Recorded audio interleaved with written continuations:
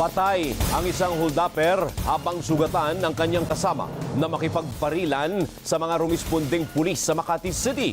Ayon sa PNP, responsable ang dalawa sa serye ng holdapan sa ilang lungsod sa Southern Metro Manila. Nagpapatrol, Jeff Caparas. Hinold up ng riding in tandem na ito ang isang lalaki sa Barangay Pamplona, Las Piñas City, katanghaliang tapat noong June 4.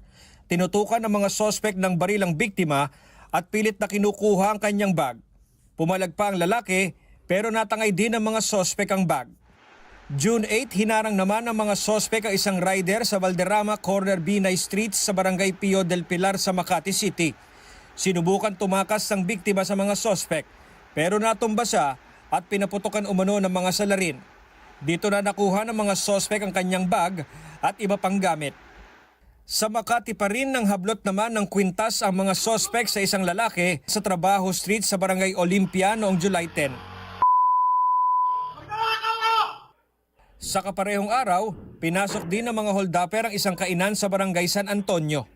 Nilimas ng dalawa mga cellphone at gamit ng mga customer na natulala na lang sa pangyayari. At nitong Lunes ng gabi, muling umatake ang mga sospek sa Barangay Bangkal. Pero sa pagkakataong ito, nakahingi ng tulong ang biniktima nilang babae sa mga pulis sa nasa lugar. Habang nagsasagawa po ng intelligence-driven operation yung mga Makati Police, nakarinig po sila ng sigaw ng isang babae and agad po nilang pinuntahan. And napag-alaman po na siya po ay biktima nga po ng panghuhold. Dapat agad po nilang sinundan yung suspect.